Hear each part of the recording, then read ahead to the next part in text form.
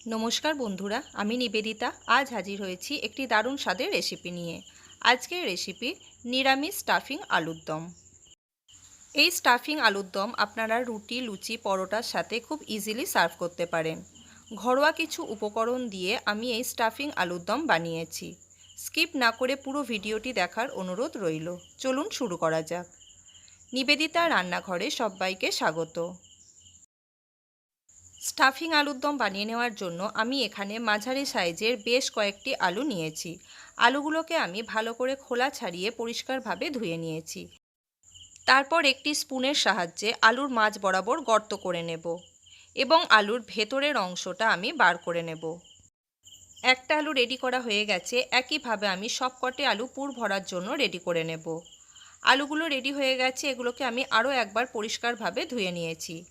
এবারে এর মধ্যে আমি দিয়ে দেব খুব সামান্য পরিমাণ লবণ এবং হলুদের গুঁড়ো।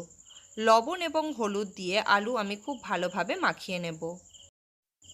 আমি একদম সহজ পদ্ধতিতে স্টাফিং আলুর দমের রেসিপি আপনাদের সাথে শেয়ার করার চেষ্টা করেছি। সবকটি আলুতে নুন হলুদ মাখানো হয়ে গেছে। অন্যদিকে একটি কড়াই আমি গরম হতে বসিয়ে দিয়েছি। তার মধ্যে দিয়ে দেব 2 টেবিল চামচ সর্ষের তেল। স্টাফিং আলুর দমের এই রেসিপিটি আমি সর্ষের তেলেই বানাবো। তেল ভালোভাবে গরম হয়ে গেছে। এর মধ্যে আমি একে একে সবকটি আলু দিয়ে দেব। গ্যাসের ফ্লেম লোতে রেখে বেশ কিছুক্ষণ সময় নিয়ে আলুগুলোকে আমি এপিট ওপিট করে খুব ভালো করে লাল লাল করে ভেজে নেব। আপনারা দেখতেই পাচ্ছেন আলু ভাজতে ভাজতে আলুর গায়ে কত সুন্দর একটা কালার চলে এসেছে। আলু ভাজা হতে থাক, অন্যদিকে আমরা স্টাফিংটা রেডি করে নেব। তার জন্য আমি এখানে নিয়েছি 200 গ্রাম পরিমাণ পনির। পনিরটাকে একটি গ্রেটারের সাহায্যে আমি খুব মিহি করে গ্রেট করে নিয়েছি। পনির গ্রেট করে নেওয়া হয়ে গেছে। এর মধ্যে আমি কিছু মশলার ব্যবহার করব। প্রথমেই দিয়ে দিয়েছি স্বাদ অনুযায়ী লবণ। তারপর দেব হাফ চা চামচ হলুদের গুঁড়ো, হাফ চা চামচ জিরের গুঁড়ো, হাফ চা চামচ লাল লঙ্কার গুঁড়ো, দিয়ে দেব খুব সামান্য পরিমাণ চিনি, আর দিয়ে দেব হাফ চা চামচ গরম মশলার গুঁড়ো। সমস্ত উপকরণের সাথে পনির আমি খুব ভালো করে মিশিয়ে নিয়েছি।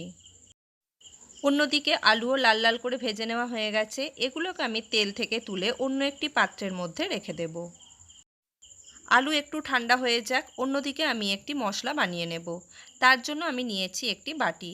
তার মধ্যে দিয়েছি স্বাদ অনুযায়ী লবণ, দিয়েছি 1 চা চামচ হলুদের গুঁড়ো, 1 চা চামচ জিরের গুঁড়ো, 1 চা চামচ ধনের গুঁড়ো, রঙের জন্য দিয়ে দেব 1 চা চামচ কাশ্মীরি লাল লঙ্কার গুঁড়ো। সমস্ত স্বাদকে ব্যালেন্স করার জন্য দিয়ে দেব সামান্য পরিমাণ চিনি। অল্প জল দিয়ে আমি একটি মশলার মিশ্রণ তৈরি করে নেব। যে কোনো রান্নার ক্ষেত্রে এইভাবে মশলা বানিয়ে রাখলে মশলাটা কষানোর ক্ষেত্রে সুবিধা হয়। অন্যদিকে আলু ঠান্ডা হয়ে গেছে। এবার আমি একটা একটা করে আলু নিয়ে তার মধ্যে পুর ভরে নেব। আপনারা এখানে পনিরের পরিবর্তে আলুর ভেতর থেকে যে অংশ বাদ দিয়ে স্টাফিংয়ের জন্য তৈরি করেছিলেন সেই আলুটাকেও পুর হিসেবে ব্যবহার করতে পারেন। সেক্ষেত্রে আলুটাকে প্রথমে সেদ্ধ করে ভালোভাবে জল ঝরিয়ে তার মধ্যে স্বাদ অনুযায়ী লবণ, হলুদ, লঙ্কার গুঁড়ো, জিরে গুঁড়ো, ধনে গুঁড়ো, আদা বাটা এবং গরম মশলা দিয়ে খুব ভালোভাবে পুর রেডি করে সেটাও আপনারা এখানে ব্যবহার করতে পারেন। কথা বলতে বলতে একটা আলুর মধ্যে পুর আমার ভরে নেওয়া হয়ে গেছে। আরেকটি আলু আমি তৈরি করে নিচ্ছি। একই রকম পদ্ধতিতে সবকটি আলু আমি তৈরি করে ফিরে আসছি। সবকটি আলুর মধ্যে আমার পুর ভরে নেওয়া হয়ে গেছে। অন্যদিকে যে তেলে আমি আলু ভেজে নিয়েছিলাম সেই তেল ভালোভাবে গরম করে তার মধ্যে আমি কিছু ফোড়ন দিয়েছি। দিয়েছি 2টো লবঙ্গ, 2টো এলাচ এবং কয়েক টুকরো দারচিনি। এলাচের মুখ আমি ফাটিয়ে দিয়েছি। ফোড়ন থেকে একটা সুন্দর গন্ধ বেরোলে তার মধ্যে আমি দিয়ে দেব টমেটো বাটা। এখানে একটা বড় সাইজের টমেটো আমি মিক্সিতে পেস্ট করে নিয়েছি। গ্যাসের ফ্লেম লোতে রেখে টমেটো আমি কয়েক সেকেন্ড সময় ধরে ভেজে নেব। তারপর এর মধ্যে দিয়ে দেব 1 চা চামচ আদা বাটা। টমেটো এবং আদা বাটা একই সঙ্গে আমি বেশ কিছুক্ষণ সময় নিয়ে কষিয়ে নেব যাতে আদার কাঁচা গন্ধ চলে যায়। ভালোভাবে কষিয়ে নেওয়া হয়ে গেছে। এবারে আমি আগে থেকে যে মশলা তৈরি করে রেখেছিলাম সেই মশলার মিশ্রণটা আমি কড়াইয়ের মধ্যে দিয়ে দেব। টমেটো বাটা এবং আদা বাটার সাথে মশলা আমি বেশ কিছুক্ষণ সময় ধরে কষিয়ে নেব। মশলা খুব সুন্দরভাবে কষানো হয়ে গেছে, ওপর থেকে তেলও ছেড়ে দিয়েছে। এর মধ্যে আমি দিয়ে দেব ফেটিয়ে রাখা টক দই। এখানে 2 চা চামচ টক দই আমি খুব ভালোভাবে ফেটিয়ে নিয়েছি। টক দই দেওয়ার সময় গ্যাসের ফ্লেম অবশ্যই লোতে রাখতে হবে, তা না হলে কিন্তু টক দই কেটে যাওয়ার সম্ভাবনা থাকে। তারপর আমি এর মধ্যে দিয়ে দেব কাজু বাদাম বাটা। এখানে আমি 10টা কাজু বাদাম বেশ কিছুক্ষণ সময় জলে ভিজিয়ে নিয়ে সেটাকে পেস্ট করে নিয়েছি।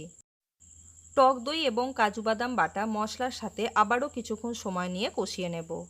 মশলা একেবারে শুকনো শুকনো হয়ে গেছে। এর মধ্যে আমি দিয়ে দেব 1 কাপ পরিমাণ জল আর দিয়ে দেব কয়েকটা চেরা কাঁচা লঙ্কা। গ্যাসের ফ্লেম হাইতে রেখে ঝোলকে আমি খুব ভালো করে ফুটিয়ে নেব। ঝোল খুব ভালোভাবে ফুটে উঠেছে। এর মধ্যে আমি একটা একটা করে পুর ভরা আলু দিয়ে দেব। আলুগুলো কড়াইতে দেবার পর গ্যাসের ফ্লেম লো টু মিডিয়ামে রেখে এটা আমি ঢাকা দিয়ে রান্না করে নেব 10 মিনিটের জন্য। 10 মিনিট পর ফিরে এসেছি। ঝোল অনেকটাই কমে গেছে এবং আলুও খুব সুন্দরভাবে সেদ্ধ হয়ে গেছে। এবারে এর মধ্যে আমি দিয়ে দেব 1 চা চামচ গরম মশলার গুঁড়ো। তৈরি হয়ে গেছে আমাদের নিরামিষ স্টাফিং আলুর দম। আশা করি রেসিপিটি আপনাদের ভালো লেগেছে। যদি এই রেসিপিটি আপনাদের ভালো লেগে থাকে তাহলে প্লিজ একটা লাইক, কমেন্ট এবং শেয়ার করতে ভুলবেন না। নতুন বন্ধুদের কাছে চ্যানেলটি সাবস্ক্রাইব করে নেওয়ার অনুরোধ রইল। পাশে থাকা বেল বাটনটি অবশ্যই প্রেস করে রাখবেন। পুরো ভিডিওটি দেখার জন্য ধন্যবাদ।